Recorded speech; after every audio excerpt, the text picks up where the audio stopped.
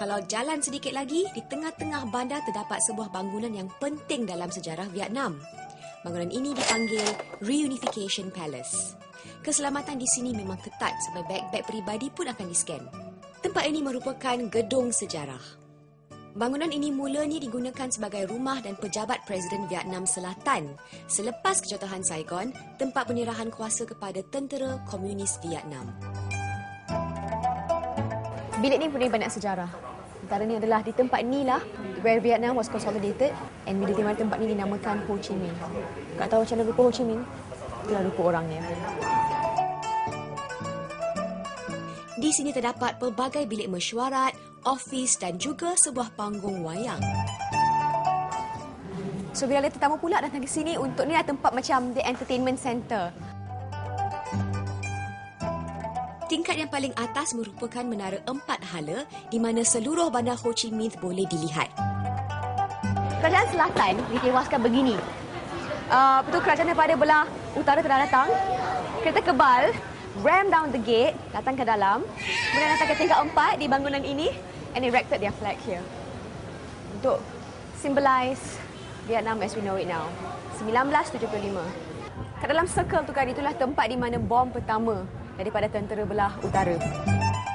Jadi jika anda ke Ho Chi Minh, tempat ini harus anda lawati. Di Ho Chi Minh terdapat banyak bangunan yang mempunyai reka bentuk Perancis, kesan daripada peninggalan zaman jajahan Perancis. Di belakang saya adalah the very famous Notre Dame of Asia. Gereja Notre Dame ini dibina di antara tahun 1877 dan 1883 dan terletak di tengah-tengah kawasan bangunan kerajaan Ho Chi Minh. Reka bentuk klasik Perancis ini dapat dilihat dengan lebih nyata dalam gereja ini.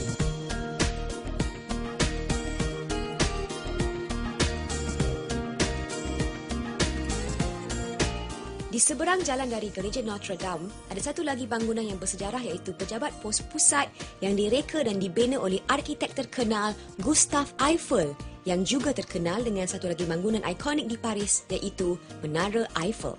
Post office ni kan berfungsi semenjak tahun 1880-an lagi. It's the biggest and oldest one in Ho Chi Minh. Dan masa sekarang ni kan sebuah tourist attraction. Cakap arkitek kat dalam ni. The tiles, the ceiling, semua lagi seperti dulu. Dah sampai ke post office. Just buy the postcards, boleh post terus. Memang ada banyak pilihan postcard di sini. Okey, dah 2 postcard. Satu dengan harga 4,000 dong saja. Macam 70 cents one. Berkata kalau saya hantar sekarang dekat kawan kita. Cik! Stem ke luar negeri bernilai 27,000 dong. Kat sini saya hantar kat Ci. Tak tahulah berapa lama nak sampai.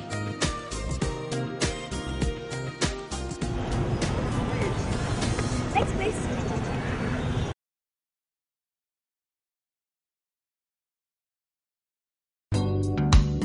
Ada satu lagi tempat yang menarik di bandar Ho Chi Minh iaitu Teater Boneka Air ataupun Water Puppet Theatre. Tetapi sebelum ke sana, saya singgah ke Taman Tao Dan. Memang sangat indah tempat ini dan sesuatu yang unik di Ho Chi Minh ialah kebanyakan orang yang suka bersenam. Saya rasa inilah sebabnya mereka semua fit-fit belaka.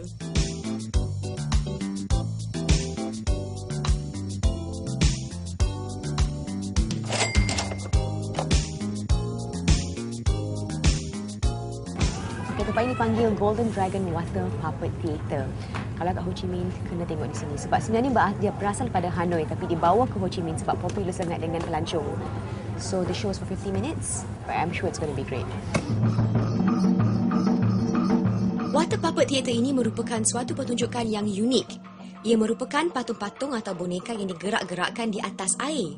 Segala cerita-cerita berkaitan dengan kisah harian orang-orang tempatan.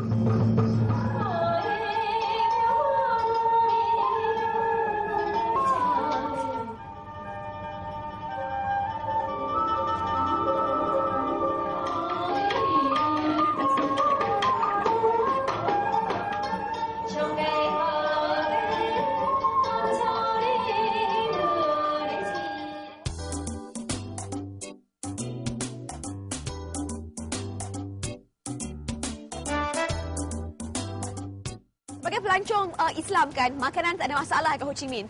Ni satu lagi restoran yang dipanggil Four Seasons Restaurant. Makanan Melayu. Thank you. Thanks. Dengar khabar dekat sini mi goreng ni sedap. So mestilah kalau sedap orang recommend kena try kan. Mi goreng mamak lagi. Hi. Can I have your mi goreng mamak? Okay, tarik air saya cakap Malaysia style tadi dengan mi goreng mamak. Semua sekali 75,000 dong saja. Tiup sikit dah. Dia tak pedas. Saya suka apa-apa yang basah-basah sikit macam ni. So it's nice and wet and very very juicy. Taklah nak cakap apa lagi. Tapi seriously sedap.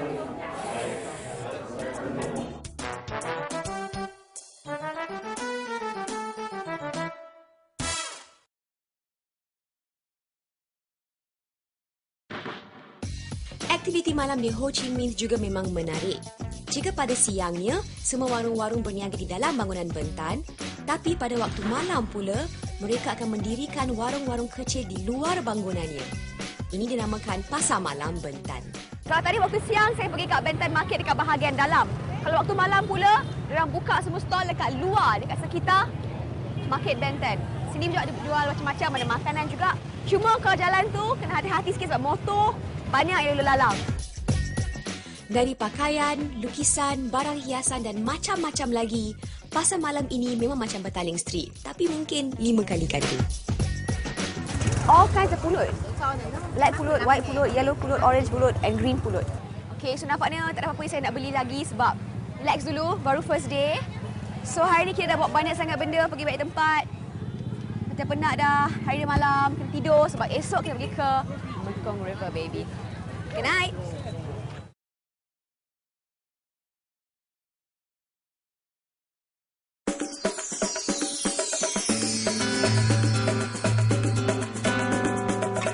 Pada hari kedua, saya bersarapan di hotel sahaja kerana hari ini saya akan ke Delta Mekong.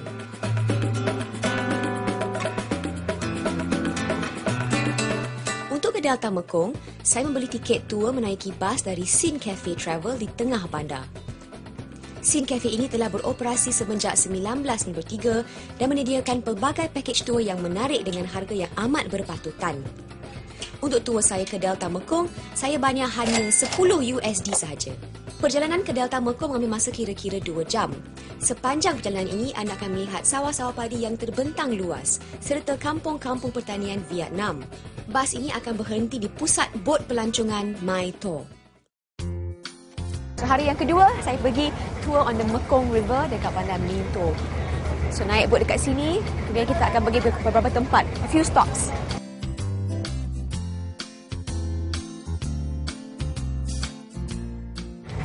Okay, of course, kalau kita naik bot macam ni, kita kena pakai life jacket.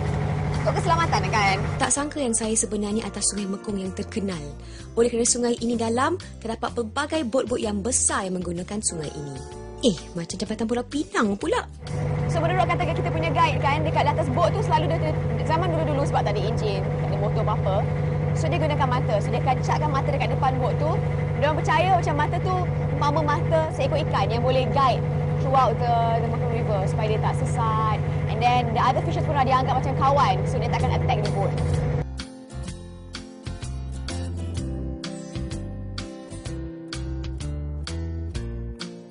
Alright. Oops. So this is a unicorn island. Ni kata antara island yang paling cantik along the Mekong River. Pulau kecil ini dalam Delta Mekong merupakan antara pulau yang paling cantik. Turun saja dari bot, anda akan melihat warung-warung yang menjual cenderahati dan kraft tangan. So antara tarikan dekat sini is the bee farm.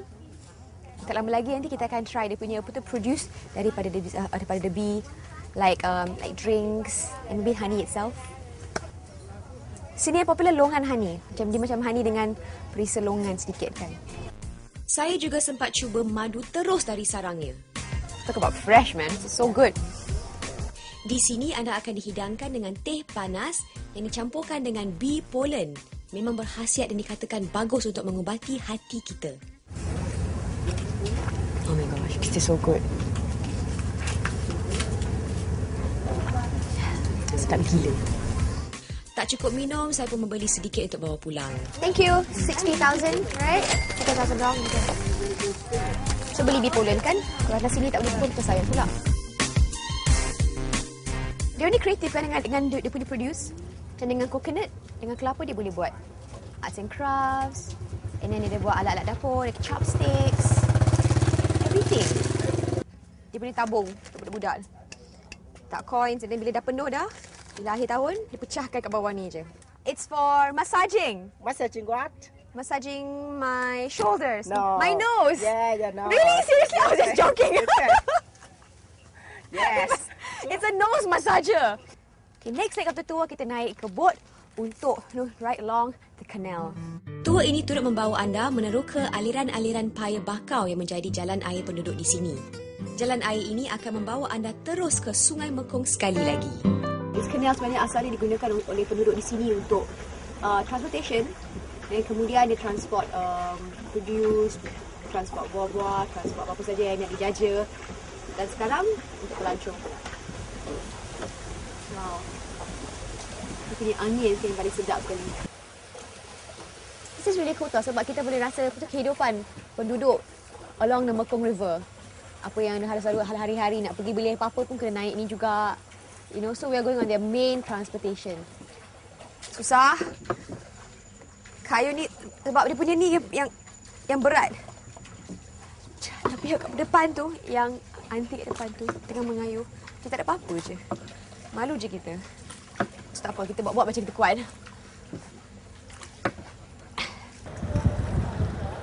Dan kita dah sampai dah ke Mekong River. Lepas ni kita naik semula ke boat kita. Dan kita pergi ke Phoenix Island pula. Inilah caranya kau nak duduk kat boat. Kau duduk kat depan-depan. Kau dah macam kita lah yang bawa boat ni kan dengan tali. Betapa luasnya di Mekong River. Kalau orang tak tahu kan macam laut kan? Okay. Thank you.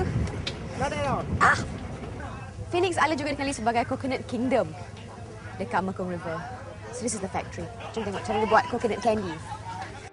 Untuk membuat coconut candy, mula-mula kelapa diparut dan direbus. Kemudian ia akan dikacau selama beberapa jam di atas bara sabut kelapa. Bila dah pekat, ia akan dikeluarkan dan disejukkan.